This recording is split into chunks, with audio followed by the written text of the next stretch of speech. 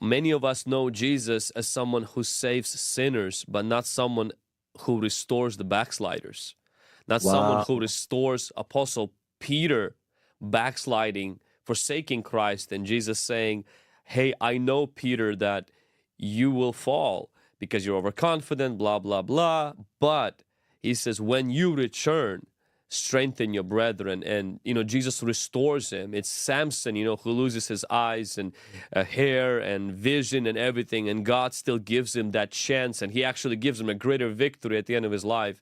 Could you share about the redemptive work of Jesus in your life when you were already a Christian and a minister, and how you fell and how God not only restored you, your marriage, but actually you as a minister? And pretty much now today people see you as this incredible man of God, but there's also redemptive work of Jesus that was done in you as a minister. Yeah, absolutely. And I, unashamedly tell this story because I do believe that as I'm vulnerable and transparent, my hope is that people say, okay, God, you can do this through my life as well. I think it's interesting you mentioned Peter and how the scriptures literally there's a command like when you're restored, when you actually come back, strengthen your brethren. So there was an assignment that was given before he even came back. That's how confident God was Mm. in the seed that was in Peter, that it was going to, take a deep root. And so God knows, I mean, there's many of you watching right now that need this confirmation because God knows the end from the beginning. Hmm. And for me, I really have more of like a Jacob. I wrestle. I mean, Jacob wrestled with the angel. And what I love about Jacob, he's a heel grabber, he's a supplanter. Hmm. And everybody in the Christian church teaches you, well, you got to fulfill your God-given destiny. The story of Jacob is getting a destiny you were never supposed to have.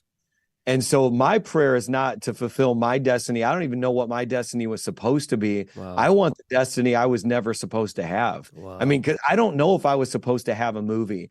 I don't know if I was supposed to write books. I don't know if I was supposed to have churches all across America. But the story of Jacob is I want what I'm not supposed to have. And I think there's something deep inside of me. I've always been wrestling with God, and people feel that in my sermons. They feel that, Hmm.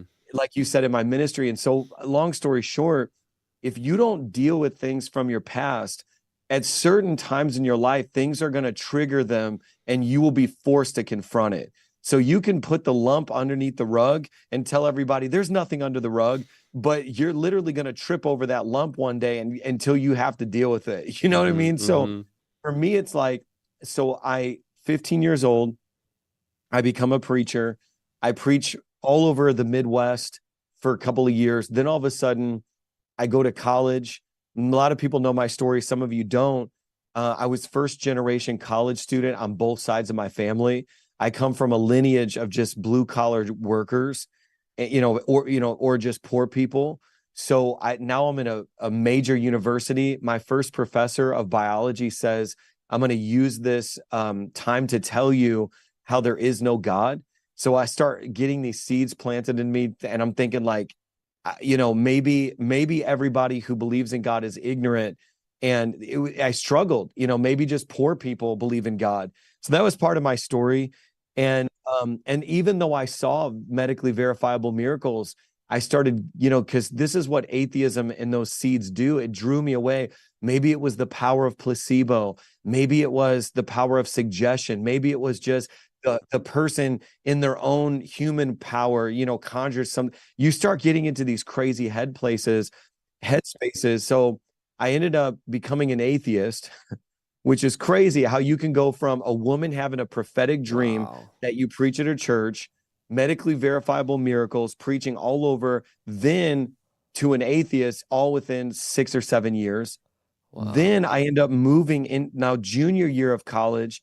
I end up moving into this house randomly. I say that in air quotes because one of my roommates that I was paired with ended up being an Ivy League educated theologian, and he was older. He was 30 and we were all like 20, and he had come to Indiana University to finish his doctorate.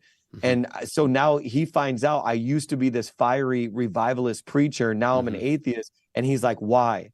And I start Wow. telling him, what about this? What about this? And he, through apologetics, he starts destroying me. And every argument I had, he was like, what about, because see, from 15 to 18, a lot of my Christian faith was built on experience. And even though I read the word, I didn't understand apologetics and I didn't understand theology. So it was like, my foundation was like incomplete. Then I go to college, this professor is saying God doesn't exist. Here's how I prove it. And I fall prey to that. And then God uses this guy named Lamont King Black. That was literally his name. Wow. This Ivy League educated theologian to come in and start destroying all those strongholds. That's crazy. That at the end of that year, I end up meeting my wife, Julie. I go back to Christ. I meet Julie, and all at the same time. So praise God. There's somebody's sign. Then, so to get to your actual question, so then all of a sudden now I married Julie like as fast as I can. That was the goal. Like, how fast can I marry this girl before she figures out that I'm not the best thing that's ever happened to her, even though she's the best thing that's happened to me? Because I was faking her out, you know. I'm like, I gotta marry her before she figures this out. So all of a sudden I married Julie. I graduate college, married Julie, and immediately my local church pastor puts me as an ordained minister, and he puts me over the youth group. Now, I take that very seriously. I'm like, this is my comeback story, right? Yeah. So this youth group, my wife and I have such a heart for lost people. We start going to the local high schools, blah, blah, blah. We get a van. We're going into the trailer parks. We're picking people up. Eventually, our youth group, the size of our youth group exceeds the size of the adults. Wow. So now we have more kids in our youth group than the adults have in their church, which I didn't realize back then, but I was demonstrating the apostolic anointing that I carry to build. I'm a builder. So this youth group just starts exploding. And I'm trying to do the quick version of this story, but the Lord had given me this prophetic word from my pastor that he was in hidden sin, unconfessed hidden sin, and that God was going to give him an opportunity to expose it before he gets exposed. And if he exposes it, there's a path for reconciliation. But if he doesn't, the church is going to be lost. So at 22 years old, I attempt to have a private meeting with my pastor to tell him this prophetic word. And it didn't go well. It didn't go well. He starts manifesting demonically and cussing me out. And, you know, how could you say this about me? Whatever. So I come out of that meeting. I'm like, okay, well, this is my decision. You know, we're leaving the church. And now imagine I'm leading this massive youth group with this new wife, and we're like this rock star couple that's doing all these things for God. And then our church at the time was growing. Everybody loved this lead pastor, thought he was the greatest guy ever. And then I leave the church and the youth group and everything because God gave me a prophetic word. That's all people knew. Wow. So now I look like this crazy guy. So shortly after that, we leave the church. I'm giving the fast version of this. There's no proof of anything I saw prophetically. If anything, it looked the opposite. This guy was a great guy. So then all of a sudden, you know, Julie's kind of like doubting. Like, I think my husband, Mike, didn't see from God. I think that this is probably just his own thing. Maybe he's competing against him. There's all these crazy philosophies about what happened. And right at that time, my father died, my biological father. So my father, he died prematurely of a genetic brain disease. But before that, he had gone to prison for murder. So I always had this fantasy of me being joined back with my father, and we were going to restore our relationship, and it was going to be this thing. And now when I found out that he died, because I was looking for him and trying to connect with him, I thought, I'll never fulfill that desire to have my father. Then my wife, Julie, we had just had Bella. Now we go to have our second kid and we have a miscarriage. Then shortly after that, we have another miscarriage. So that's 2 miscarriages. My dad dies. And then I start spiraling out of control. So at the time, I was really big into Mark Driscoll, Acts 29, the Reformed community, you know, really big into theology, doctrine. And one of those things is Christian liberties, which is, you know, you can drink. So you see, like, alcohol enters the equation and it kind of came in under this, Christian liberties disguise, but that turns into drunkenness. So I started drinking more and more and more and more.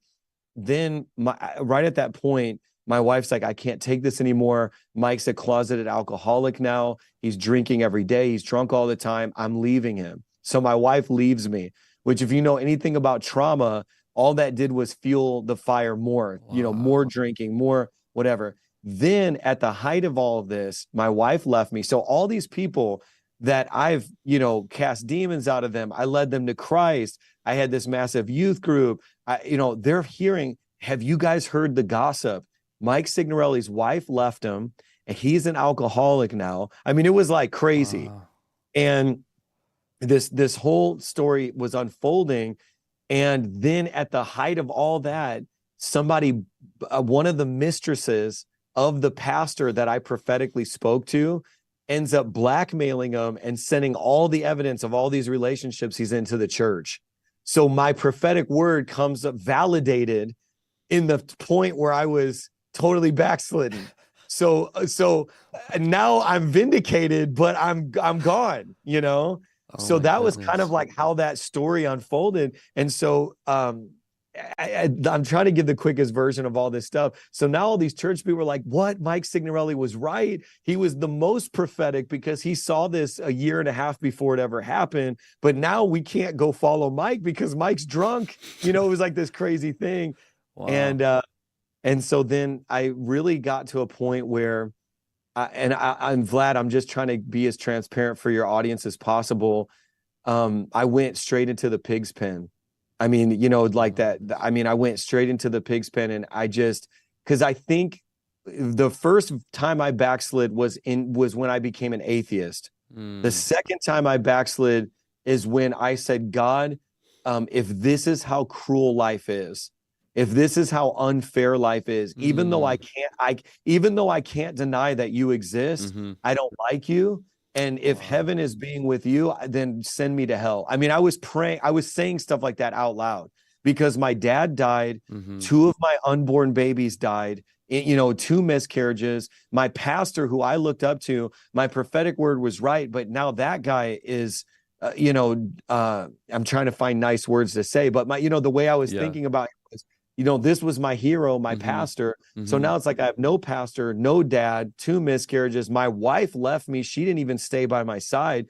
So I was looking to God and saying, I know you exist, but like, who cares? Like, just, and it was nihilism. It was really dark. And all the trauma, all the childhood trauma that that was not dealt with. I mean, we think just because we're activate. And I think it's so good that you're sharing that because you can have impartation, activation. But if you don't have your past cleaned up by Jesus, and if you don't deal with those things, they will surface. And sometimes, like what you mentioned, is they can surface at the height of your success and pretty much bring you down, because then you have the most people that you will damage, your family, the people that follow you. And that's really kind of what happened to you. It is. And, I had done self-deliverance. I had been through deliverance. But what I realized is that there's layers to things because I got delivered from surface level things, but I never dealt with the deeper things. And, even the first day that my daughter was born, I remember being in the hospital and I held her in my hand and I looked at her and I felt this love. I mean, it was weird because I lusted after Julie at first sight, but I learned to love Julie. Love for Julie was like something, it's a process, and then you covenant in marriage, or you love your mother, but that's your mother.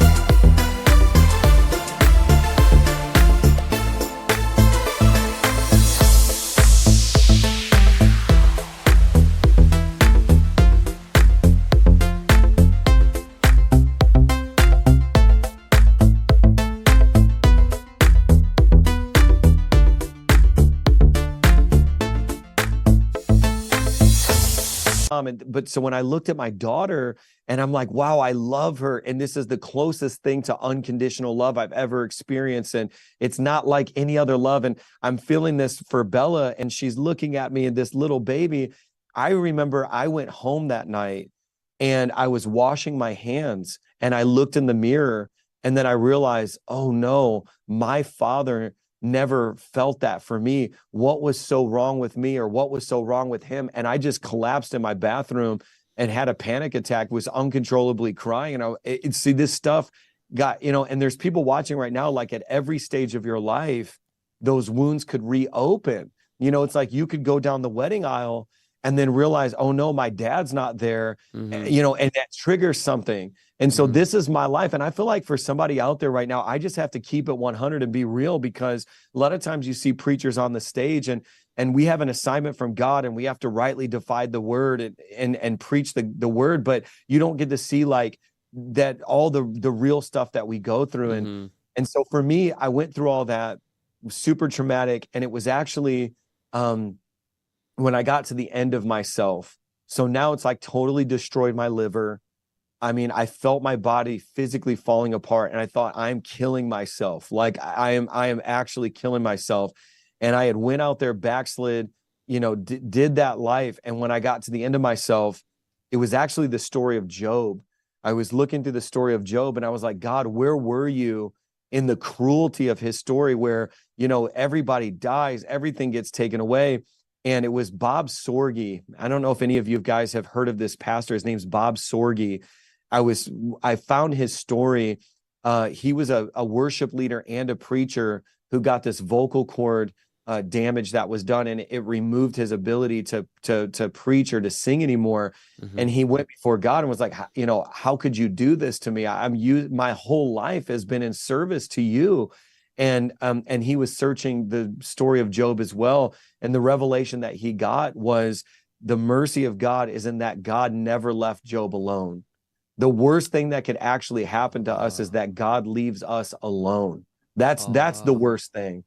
And I felt that, man, I got chills right now, but I felt that, and I was like, God, like, though you slay me, yet will I praise you. Like Job, the true blessing was not the children and the house and the cattle and the riches. The true blessing was God's presence. And he was saying, though you slay me, yet will I praise you, because the real curse is being removed from the presence of God. Like that's the curse of all curses is being, and so I remember being like, no, like I've already lost Julie.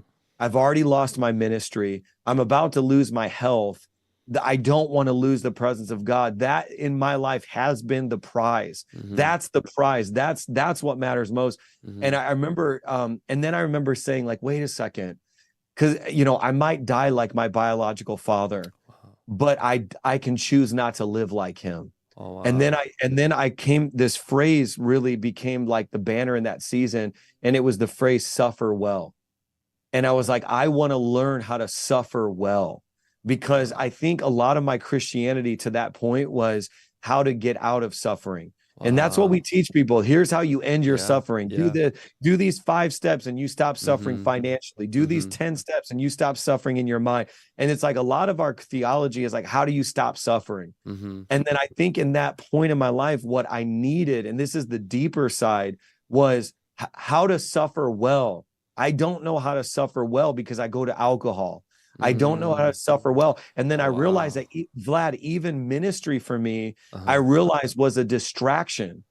And it was like, because I never learned how to face this stuff. So it was like, I have to sit with this and suffer well. I have to, and that's what Job was learning, how to suffer well. And then once he learned it, then God added everything back to him. But the real story of Job is the real blessing was twofold. One is that the presence of God, Job began to realize his activity in my life is the prize. Him being present, and then number 2, he learned how to suffer well. And I think for me, that was that season. So the quick version is, once I prayed that prayer, I said, my wife may never take me back because I've screwed up so bad. I may never get to take the pulpit. Man, it makes me want to cry. I may never get to take the pulpit again. Maybe I'm gone too far, but Lord, I can walk out my days in righteousness. And Mm, I can, whether that's even being a plumber, being a carpenter, I may never preach again. I may never have a wife. Maybe there'll be a grace, like, later on in my life for another relationship, but I just want to walk in holiness. And Lord, I want to walk close with you. And I remember praying like that. And I said, I'm going to try to see if Julie will give me one more chance. mm-hmm. So I went to Julie and I was like, hey, I'll do Christian counseling. I'll do whatever it takes. So we spent a year and a half in Christian counseling every week, once a week for a year and a half. And that was And your also decision that you were initiating that.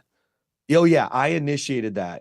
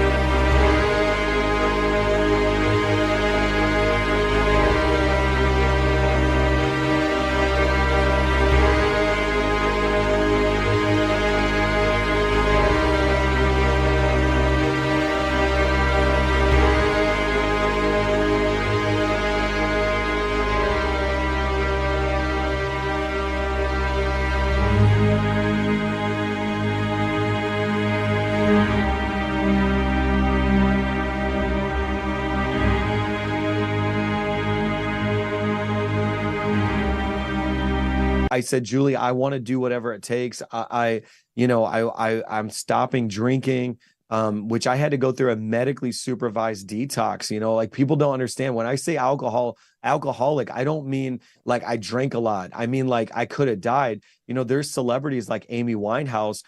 Amy Winehouse was a famous singer. She died because she stopped drinking. So if you know anything about alcoholism, the withdrawals are so severe Wow. that you could physically die. It's different than heroin. Like, you won't die from a heroin overdose. That's physically impossible, but you can die because of your blood sugar levels and electrolytes. Like, you become dependent on alcohol. It's Mm-hmm. that serious. Mm-hmm. So I had to go through a medically supervised detox and from alcohol and all that. I mean, it was a big deal. And then I went back and then I went to counseling with her. And every single week, I mean, we basically, again, like the word is confront. We confronted stuff in our marriage that we had never been able to resolve. And Julie got told she was wrong. I got told I was wrong. We cried, we laughed. I mean, we were angry. We went through that for a year and a half straight. And my wife was living at our parents' house, and I was just trying to be faithful, trying to be consistent, and slowly things begin to change. Slowly, I begin to earn my wife's trust back. I begin to earn, and I wasn't thinking about ministry. I wasn't thinking about, I was just focused, like, my first ministry is my home. Wow. My first ministry is my marriage. Mm-hmm. And so at a certain point, I remember our marriage counselors, they said, Julie, we really think that you need to move back in. And oh man, I've never really told this story publicly like this. It's getting me so emotional. But But thank you she for said, sharing that, Pastor Mike, because yeah, I was at your marriage conference this year and seeing your relationships, and your wife Julie, and how both of you love each other, how both of you lead, how both of you do that. And first time I heard most of the story was actually at the marriage conference, how both of you shared that. Man, that just ministered to me so much as well, because there's so many people that have this crisis in their relationship. And the fact that you were in ministry, and then you went through all of this and Christian liberties and the traumas of the past, and the Lord gave you that grace to repent, and you went through counseling, you went through all of this, and you're sharing. I mean, this is brutal, but at the same time, that's what reconciliation and restoration is. So many people think, I'll just come to the conference, I'll have the demons cast out of me, and all of the trauma is going to be gone. I will never go to counseling. I'll never need to go get medical help. There will be instantly, my spouse will forgive me, and everything will be like it was before. And you sharing this shows that it's just not, it's painful. restoration is painful. Yeah. Well, nobody automatically has a good marriage. You know, if you've ever seen someone's marriage that you're like, I would love to have a marriage like them, they Mhm. worked on that. They built that. I mean, and I didn't know that because think about my story that I told everybody, even in this video. I mean, all I saw was divorce. So Mhm. when you get married and all you know is dysfunction, you have to be something you've never even seen. Yeah. And I didn't, and then not only that, but being married to like you could become the expert of being married to your spouse. And, you know, my thing is I had to learn Julie. Julie had to learn me. You know, I'm an incredible husband to Julie now, but I would be the worst husband in the world to some other woman if I had to start over again because every woman's different. And I Yeah. didn't understand all this. Uh-huh. So we were going through that. And finally, after a year and a half, or it was a little less than that, maybe about a year in, that I remember them saying, it's time, Julie, you need to consider moving back in. And so then she moved back in. And so then we had decided we're going to do a ceremony. Like we're going to renew our vows. Mhm. And this is where it gets scandalous because you all know I'm a little ornery and I'm a little, I like, you know, I don't know. I'm spicy. I tell people I serve Jehovah sassy. So Jehovah I said, sassy. let's invite all the haters, everybody who's talked about us, everybody who's gossiped about us, Wow. everybody who doesn't believe in me. Cause I had a lot of people were like, oh, Mike, you know, this guy, he's a dirt bag. I said, I want to invite all of them to our vow renewal. And then when we all get there together, I want us all to take communion. Uh-huh. And so we did that. And I literally said, the same blood of Jesus that washed me of my sins is going to wash you too. We're all sinners in need of the blood. I literally did this communion with all these haters at our vow renewal and was like, listen, we all need the blood. And we Wow. did communion together. It was a beautiful thing. And so that really was how my marriage got restored. And then we just faithfully attended the local church. It might be funny for a lot of the people out there who know me to think about this, but imagine me, I was the drummer of that church. So I just showed up every week after Wow. that was over and I just played the drums and went home. That takes You a know, lot of like, that takes a lot of humility as well to oh, after restoration to go back to the local church from being this big shot to, and I think that's what honestly I see, that's why God is blessing you so much, because he, you know, he can't entrust us if he doesn't test us, and that's a huge test and you passed that. well, I got a crazy story because you're pulling this out of me because I've never. So, okay, I'm playing the drums. I'm literally the drummer of this church. Uh-huh. I don't even care about preaching or nothing.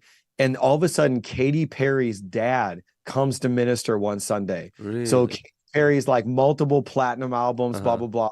So Katy Perry's dad comes to minister. So I'm like, oh, this is going to be kind of cool, whatever. So I play the drums and I do my thing. And I'm sitting in the sermon and he all of a sudden goes, where's the drummer? Where's the drummer at? And I'm like, I raise my hand and Uh-huh. he's like, stand up. And he was like, the Lord. Now, this guy, he doesn't know my story. Uh-huh. I never met him in my life. There's all these people at the church. And he goes, the Lord told me to tell you that he's going to divinely accelerate you. You're going to Wow. experience divine acceleration and he's going to put you back in position as if you never failed, as if you never messed up. He's going to accelerate you. And he starts prophesying this. And I mean, I'm like, what? You know, and some of the people at the church knew my story. Most of them didn't. And it wasn't shortly after that that God put me back in ministry. And then, you know, many of you guys know the rest. So it was just a crazy redemptive story. Now, all these years later, I actually have a campus in Northwest Indiana where all this happened. I bought a building down the street from the church location where the first pastor fell. It's literally on the same block, Vlad. That's so And crazy. then I'm doing the Domino Revival tour, Uh-huh. and that pastor. So I go to Northwest Indiana. Mm-hmm. I've got 1,000+ people at this park. I'm doing the Domino Revival tour, and then I say, "Who wants to come forward and be delivered?" And out of this crowd, I see this guy's face, and I'm like, "No way, it's him! It's the pastor that ordained me. It's the pastor that fell." He comes to the front through the crowd, and he says, "Mike, I'm ready. I'm ready. Wow. Deliver me." And he's bawling his eyes out. Full circle moment. All these years later, I literally get to deliver the guy that I prophesied over and had fallen. I mean, you just That's crazy. the way it all came together, and that's why I think what you said was I preach with hope, and I Uh-huh. because I've seen too much, Vlad. Uh-huh. God can restore anything. He can redeem. If you're not dead, you're not done. He can reconcile Ooh. anything if you're not dead. And so for me, it's like while there's still time, Mhm. somebody watching right now has to believe that a situation can be reconciled, that a marriage can be restored. Mm. It's not if you're not dead. It's this. See, the only reason why we tell stories and is because a testimony becomes a prophecy declaring Mhm. God do it again. Mhm. It literally becomes faith for somebody else to say, oh, if God can do it for Mike, he could do it for me. That's so, so good.